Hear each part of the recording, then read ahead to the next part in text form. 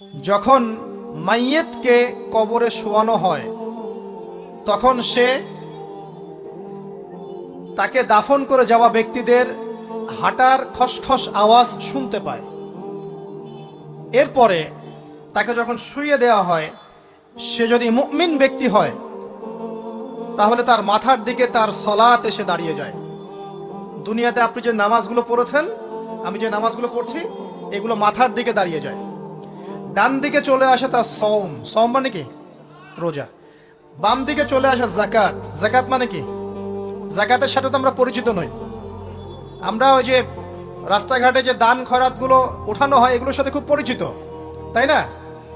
তারপরে পায়ের দিকে চলে আসবে তার আত্মীয়তার সম্পর্ক রক্ষার ইবাদত, তার এই যে অন্যান্য দান সদকা, তার নফল আমল, তার তাসবিহ তাহলিল, তার কোরআন তেলাওয়াত ইত্যাদি পায়ের দিকে চলে আসবে। এখানে একটা হাদিস এসেছে, সূরাতুল মুলক যে ব্যক্তি রাতের বেলা তেলাওয়াত করবে, কোন সূরা ভাই? তাবারাকাল্লাযী বিয়াদিহিল মুলক ওয়া হুয়া আলা কুল্লি শাইইন কাদির। এই সূরা যে ব্যক্তি রাতের বেলা করে তেলাওয়াত করবে, ইনশাআল্লাহ সূরা মুলকও কবরে তার সাথে থাকবে এবং কবর আযাব থেকে সূরা মুলক তাকে বাঁচাবে ইনশাআল্লাহ। আমি বুঝাচ্ছি যে কি অবস্থাটা হবে। এবার দুজন ফেরেশতা মাথার দিক থেকে আসবেন, আসতে চাইবেন, সালাত বলবে এখান দিয়ে আসা যাবে না, এদিক দিয়ে আসা যাবে না। ডান দিক দিয়ে আসতে চাইবেন, এদিক দিয়ে আসা যাবে না। বাম দিক দিয়ে আসতে চাইবেন, যাকাত বলবে এদিক দিয়ে আসা যাবে না। পায়ের দিক দিয়ে আসতে চাইবেন, আমলগুলো বলবে এদিক দিয়ে আসা যাবে না। তখন যাই হোক তারা আসবেন। এটা তাদের এটা কথা কি?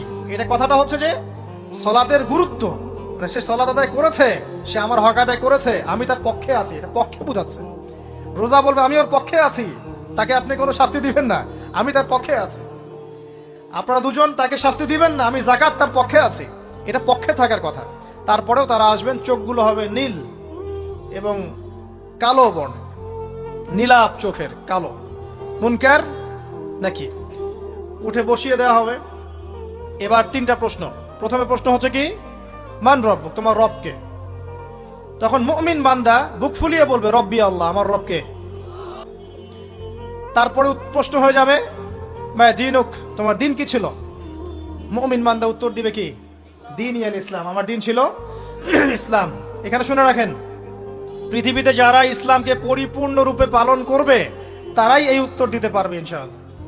যারা ইসলামকে ঠাট্টা বিদ্রুপের হাসি তামাশার পাত্র বানিয়েছে, মন চাইলে কিছু করি, মন চাইলে কিছু করি না, সহজগুলো একটু আমল করি, বাকি কিছুর আমল ধারি না, হ্যাঁ, নামাজ পড়ি, সুদ ছাড়তে পারি না, ঠিক আছে, বছর বছর ওমরা করি, এদিকে ঘুষ দুর্নীতি ছাড়তে পারি না, ইসলামকে ঠাট্টা তামাশার পাত্র বানিয়েছে, এরা কোশ্চিনকালে উত্তর দিতে পারবে না মা দিনুক, দিনে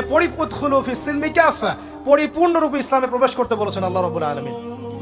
যারা পরিপূর্ণরূপে ইসলামে প্রবেশ করবে এবং ইসলামের প্রতিটা মৌলিক বিধান মেনে চলবে, ইনশাআল্লাহ তারা এর উত্তর দিতে পারবে। এরপরে আসবে তৃতীয় প্রশ্ন, নবী সাল্লাল্লাহু আলাইহি ওয়াসাল্লামকে দেখানো হবে। যখন দেখানো হবে তখন সূর্য যখন ডুবে যায়, যে দৃশ্যটা আমরা দেখতে পারি না, ওই দৃশ্যটা ভেসে উঠবে এবং মুমিন বান্দা অস্থির হয়ে যাবে, বলবে আমাকে ছেড়ে দাও, আমি নামাজ পড়বো। সুবহানাল্লাহ। তার কারণ তার কাছে মনে হবে যে আসরের ওয়াক্ত হয়ে গেছে, আসরের ওয়াক্ত হয়ে গেছে, আসরের ওয়াক্ত চলে যাচ্ছে, আমাকে নামাজ পড়তে হবে। চিন্তা করেছেন? ওই যে একটা হাদিস আছে না, যে 7 শ্রেণীর মানুষকে আল্লাহ রাব্বুল আলামিন আরশের ছায়া ছায়া দিবেন, তার মধ্যে এক শ্রেণীর মানুষকে যার অন্তর মসজিদের সাথে ঝুলে থাকে, তার মন মসজিদের সাথে ঝুলে ছিল, এই সূর্য ডুবে গেল বলে আমাকে ছেড়ে দাও, আমি নামাজ পড়তে যাব। তখন ফেরেশতারা বলবেন তোমাকে নামাজ পড়তে দেয়া হবে, তবে তার আগে তুমি এর উত্তর দাও। কি উত্তর? এই ব্যক্তির দিকে তাকাও। তখন নবী সাল্লাল্লাহু আলাইহি ওয়াসাল্লামকে দেখানো হবে, সাল্লাল্লাহু আলাইহি ওয়াসাল্লাম দরুদ পড়বেন, বলা হবে যে এই ব্যক্তির সম্পর্কে তোমার কি ধারণা? মান হাযা রাজুলু বুইসা ফীকুম, এই ব্যক্তি কে, যাকে তোমাদের কাছে পাঠানো হয়েছিল? মুমিন ব্যক্তি নির্দ্বিধায় বলে দিবে যে তিনি হচ্ছেন আমার নবী মুহাম্মদুর রাসূলুল্লাহ সাল্লাল্লাহু আলাইহি ওয়াসাল্লাম। দেখুন, পৃথিবীতে যে বা যারাই নবী সাল্লাল্লাহু আলাইহি ওয়াসাল্লামের সুন্নতের উপর আমল করবে, ইনশাআল্লাহ সে তার উত্তর দিতে পারবে। দুনিয়াতে যারা নবীর সুন্নতের 5 পয়সা পরোয়া করছে না, তার আদর্শের 5 পয়সা দাম দিচ্ছে না, তারা কোশ্চিনকালে উত্তর দিতে পারবে না। নাম হতে পারে আব্দুর রহমান, আব্দুর রহিম, নবীর সুন্নতের ধার ধারে না, তারা উত্তর দিতে পারবে না। নবীর সুন্নতের গুরুত্ব কত গভীর, এটা আমাদেরকে এখান থেকে বুঝতে হবে। তাই প্রিয় যুবক ভাইরা, মুসলিম ভাইরা, আমাদের জীবনটাকে নবীর আদর্শ এবং সুন্নতে ঢেলে সাজাতে হবে। সকাল থেকে সন্ধ্যা পর্যন্ত প্রতিটা কাজ করব কার তরিকায়? রাসূলের তরিকা। নামাজ পড়বো তার তরিকায়, রোজা, সিয়াম, হজ, জাকাত, আমল, মুআমালাত, আখলাক সব কার তরিকায়? নবী সাল্লাল্লাহু আলাইহি ওয়াসাল্লামের তরিকা অনুযায়ী ইনশাআল্লাহ। আল্লাহ পাক তৌফিক এনায়েত করুন, আমিন। এবার ফেরেশতা দুজন জিজ্ঞাসা করবেন অবাক হয়ে যে তুমি কিভাবে এটা জানলে? তুমি কিভাবে এই তিনটা প্রশ্নের উত্তর দিতে পারলে? কারণ বেশিরভাগ মানুষ তো উত্তর দিতে পারবে না, বেশিরভাগ মানুষই এই উত্তর দিতে পারবে না। কারণ কিয়ামতের মাঠে 1999 জন মানুষ জাহান্নামে যাবে, নাউজুবিল্লাহ। তো এটা কঠিন পরীক্ষা। আল্লাহ রাসূল সাল্লাল্লাহু আলাইহি ওয়াসাল্লাম বলেছেন যে নিশ্চয়ই তোমাদেরকে এখানে পরীক্ষায় ফেলা হবে, আর তোমরা যদি এই পরীক্ষা জেনে তোমাদের মৃতদেরকে দাফন করা থেকে বিরত না থাকতে, তাহলে আমি তোমাদেরকে শুনিয়ে দিতাম কবরে কেমন পরীক্ষা হয়। মানে যদি আমরা শুনতে পারতাম যে কবরে কেমন পরীক্ষা হয়, আমরা ভয়ে আমাদের মৃতদেরকে দাফন পর্যন্ত করতাম না। এটা নবীজি বলছেন সাল্লাল্লাহু আলাইহি ওয়াসাল্লাম। তাকে জিজ্ঞাসা করা হবে যে তুমি কিভাবে জানলে এটা? বেশিরভাগ মানুষ তো পারে না উত্তর দিতে।